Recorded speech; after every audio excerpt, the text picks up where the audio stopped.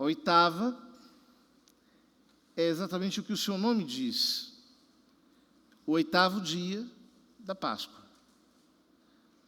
É como se o domingo de Páscoa fosse tão solene, tão importante, tão decisivo, que ele não consegue se conter em um só dia, mas se derrama por toda uma semana até atingir o domingo seguinte. Falaremos disso, mas passemos ao comentário do Evangelho, que é a continuação do Evangelho que ouvimos no domingo passado, que é a ressurreição de Cristo segundo São João. Ao anoitecer daquele dia, o primeiro da semana, estando fechadas por medo dos judeus as portas do lugar onde os discípulos se encontravam, Jesus entrou e, pondo-se no meio deles, disse: a paz esteja convosco.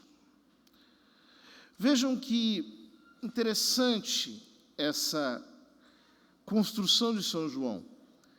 Ao anoitecer do primeiro dia da semana, ou seja, nós estamos no primeiro dia, e no primeiro dia está escuro. Isso nos lembra alguma coisa. Nos lembra o livro do Gênesis. No princípio criou Elohim os céus e a terra era um deserto e uma desolação. As trevas cobriam o abismo e o espírito, o vento de Elohim soprava sobre as águas. E Elohim disse: faça-se a luz. Vejam, é muito impressionante que naquela escuridão Jesus de repente aparece. Ele aparece com um tipo de saudação que era usual entre os judeus, mas que nesse contexto ganha um significado especial. Shalom. A paz esteja convosco. Ou seja, se no primeiro dia da criação existe trevas, abismo, desolação, deserto, medo, como aqui o texto nos diz, que esta era a razão pela qual as portas estavam fechadas, ele entra e diz: Shalom. Faça-se a paz. Depois destas palavras, mostrou-lhes as mãos e o lado. Então os discípulos se alegraram ao verem o Senhor. Novamente Jesus disse: a paz esteja convosco, como o Pai me enviou, também eu vos envio. É muito interessante que à saudação da paz, Jesus acrescenta uma afirmação grandiosa: como o Pai me enviou. E aqui nós estamos no tempo grego, que é um presente denso. É como se ele dissesse: como o Pai me enviou numa missão permanente pela qual ainda sou responsável, do mesmo modo eu vos envio. É uma espécie de cascata de missão. Ele é enviado pelo Pai e nós somos enviados por Ele. Ou seja, esta nova criação é uma criação feita para a expansão de uma vida sobrenatural, de uma vida que ele recebe eternamente junto do Pai. Depois de ter dito isso, soprou sobre eles e disse: recebei o Espírito Santo. Exatamente como Deus fizera com Adão, no segundo relato da criação, capítulo 2 do livro do Gênesis, quando lhe soprou nas narinas e Adão recebeu um espírito, uma alma vivente, do mesmo jeito que o profeta Ezequiel diz que Deus faria com o povo, naquela visão dos ossos secos num vale, quando sopra sobre os ossos e eles voltam a viver. Aqui, Jesus sopra sobre os discípulos para que eles se tornem o corpo do novo Adão. Esse corpo que tem que se mover no mundo. Esse homem corporativo que é a igreja.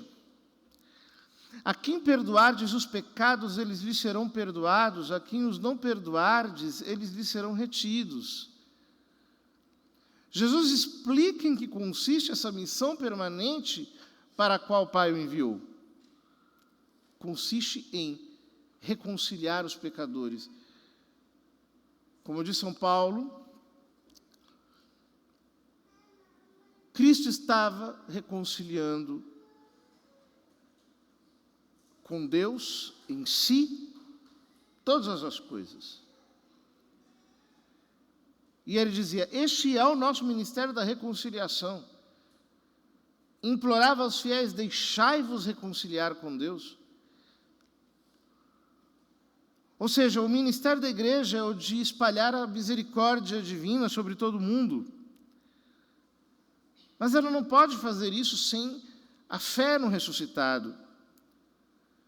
Então, o Evangelho introduz uma novidade. Tomé, chamado Dídimo, era um dos 12. Não estava com eles quando Jesus veio. Os outros discípulos contaram-lhe depois: vimos o Senhor. Mas Tomé disse-lhes: se eu não vir a marca dos pregos em suas mãos, se eu não puser o dedo nas marcas dos pregos e não puser a mão no seu lado, não acreditarei.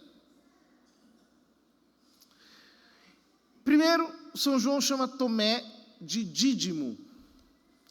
A palavra dídimo significa gêmeo.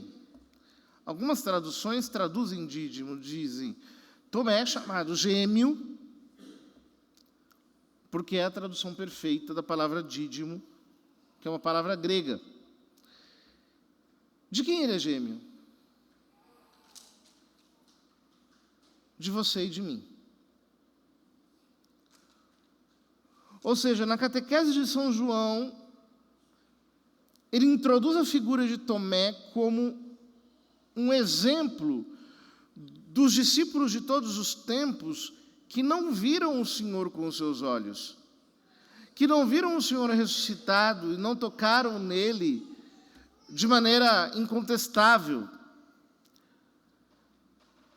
Mas Tomé disse: se eu não vir a marca dos pregos, etc., não acreditarei. Por que Tomé não crê? São João, nesta sua catequese, apresenta a razão de uma maneira quase criptografada. Tomé não crê porque não estava com eles quando Jesus veio. Ou seja, Tomé não crê porque ele se afastou da comunidade dos discípulos. Tomé não crê porque ele quis viver a aventura da paixão de maneira solitária, isolada, de modo individualista. Portanto, aqui, São João está nos encarecendo a vida em comunidade, a vida em igreja. Coisa que nos nossos dias anda tão desvalorizada por muitos. O católico de internet não tem nenhum tipo de filiação a uma paróquia, a uma comunidade, não é ovelha de um pastor, é disperso, é um consumidor de sacramentos, vai à igreja como quem vai ao supermercado. E os cristãos que não praticam a fé querem viver um cristianismo feito apenas de interioridade. Não conseguem se abrir para esse todo chamado igreja, fora do qual nós não conseguimos crer verdadeiramente. 8 dias depois, encontravam-se os discípulos novamente reunidos em casa e Tomé estava com eles. Agora a coisa muda de figura. 8 dias depois, isso significa na 8ª de Páscoa, ou seja, hoje, ou seja, no domingo seguinte, Tomé estava com eles. O que São João está mostrando na sua catequese? Está fazendo um registro dessa Páscoa semanal chamada domingo. No domingo, no dia do Senhor, Tomé estava com eles. Estando fechadas as portas, agora já não há medo dos judeus. Simplesmente estavam fechadas as portas. Jesus entrou, pôs-se no meio deles e disse: a paz esteja convosco. Depois disse a Tomé: põe o teu dedo aqui e olha as minhas mãos.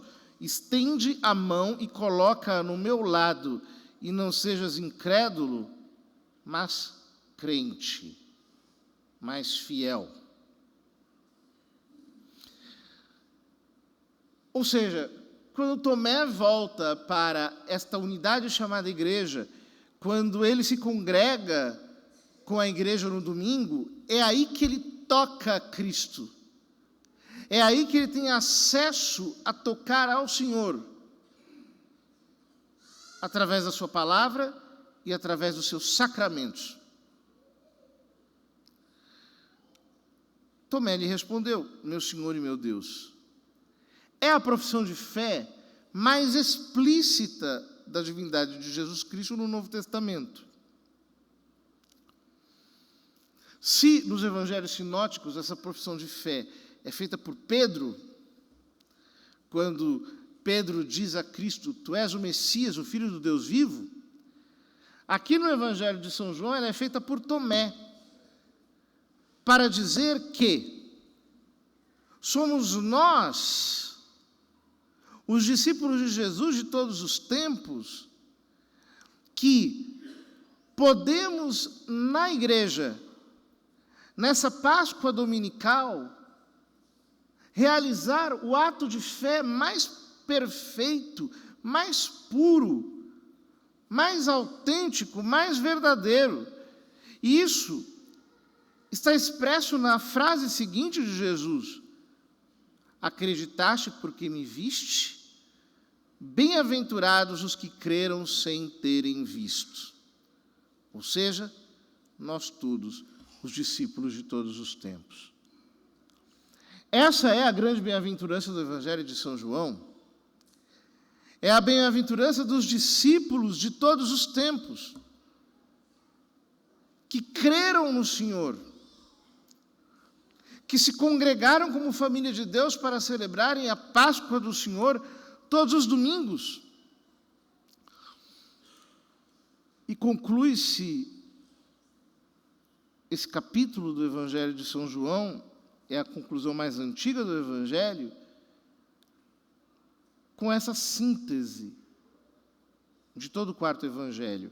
Jesus realizou muitos outros sinais diante dos discípulos que não estão escritos neste livro, mas estes foram escritos para que creiais que Jesus é o Cristo, o Filho de Deus, e para que, crendo, tenhais a vida em seu nome. É muito interessante que depois nós teremos no capítulo 21 um epílogo diferente do Evangelho de São João. Se este está centrado sobre a fé, aquele estará centrado sobre o amor, sobre a caridade. Mas, em todo caso, O evangelista mostra como o seu livro dos sinais, que é a primeira parte do seu evangelho, todo ele aponta para Jesus como sinal e como sinal a sua ressurreição. Então ele, que foi tão seletivo na recolhida dos milagres de Cristo, valorizando sobretudo o aspecto teológico, aprofundando em cada sinal para extrair dali uma revelação, um aspecto do caráter de Deus. Agora, ele explica, olha, eu selecionei alguns, porque estes são suficientes para que vocês creiam e tenham a vida em seu nome, por causa da fé, para que vocês sejam filhos de Deus. Mas notem, nós só chegaremos à fé nesta unidade maior chamada igreja. É muito importante, queridos irmãos, nessa oitava de Páscoa, que nós entendamos que cada domingo é uma oitava, em sentido lato, em sentido abrangente. Todo domingo é o dia do Senhor, é o dia da ressurreição. Todo domingo é, como diz a igreja, uma Páscoa semanal.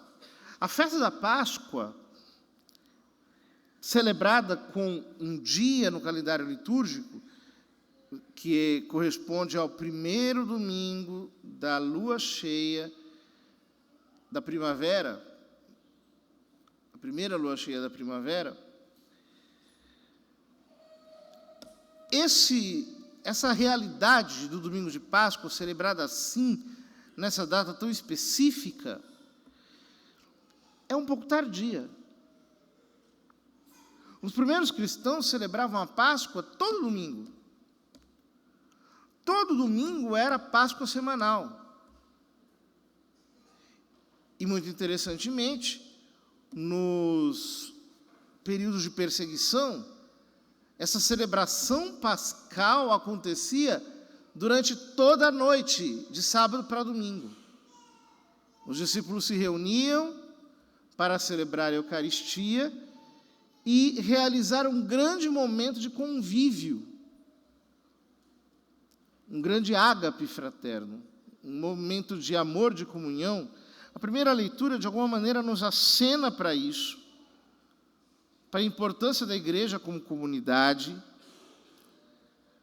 A segunda leitura nos mostra mais a necessidade de praticarmos os mandamentos de Deus, segundo o Evangelho de São João, que são a fé e a caridade, no fundo isso que nós estamos falando.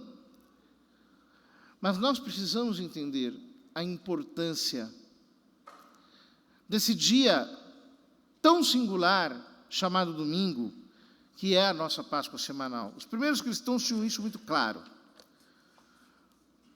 Por exemplo, a Didaquê, que é um texto paleocristão, que foi escrito entre os anos 50 e 120, depois de Cristo, obviamente, afirma: reúnam-se no dia do Senhor para a fração do pão e ações de graças, após terdes confessado os vossos pecados, para que vosso sacrifício seja puro.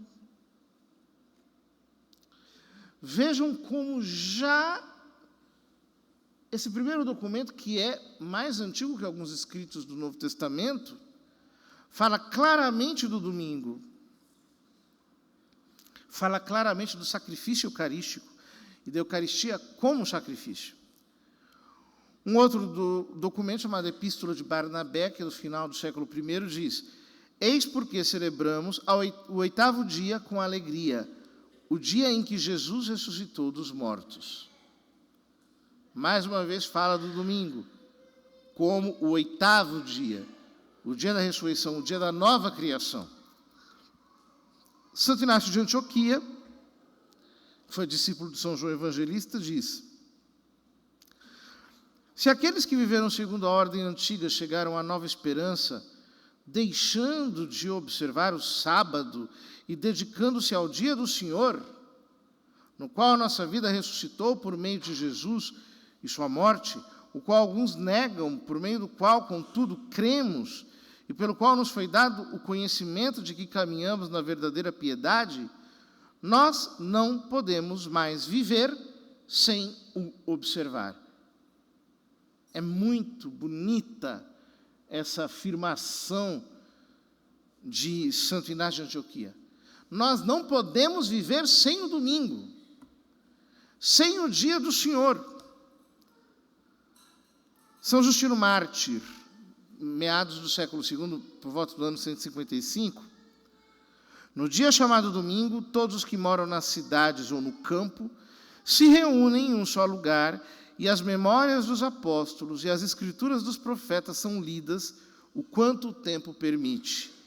Quando o leitor termina, o presidente exorta e convida-nos a imitar essas boas coisas. Então, todos se levantam juntos e oram. Ele está fazendo uma descrição da Santa Missa. Veja como a coisa estava claríssima. Tertuliano, final do século II. Nós nos reunimos para celebrar o dia do sol, que trazemos à luz e no qual Jesus Cristo ressuscitou dentre os mortos. Queridos irmãos, nós temos que santificar o domingo como dia de fé, como o dia em que nós nos unimos na igreja para professarmos juntos a fé. Não é sem razão que a igreja nos faz rezar no domingo, todos juntos, o credo, em unanimidade de espírito. A nossa geração perdeu o significado do domingo. Eu me lembro, quando eu era criança, ainda nós tínhamos resquício disso. Por exemplo, no domingo, os comércios não abriam. Era um dia realmente de descanso. E muitas pessoas ainda guardavam a tradição de assistir à Santa Missa, que, aliás, é o mandamento da igreja. Nós precisamos devolver esse sentido cristão à nossa sociedade, começando nós mesmos a darmos o exemplo da guarda do dia do Senhor. Porque sem o dia do Senhor, nós não conseguiremos tocar no Senhor, viver em unidade com Ele, sermos esses discípulos enviados por Ele ao mundo inteiro para cumprir a sua grande comissão. Que Deus nos ajude e que todos nós sejamos fiéis observantes do domingo, fazendo o dia principal da nossa semana, do nosso amor, da nossa devoção.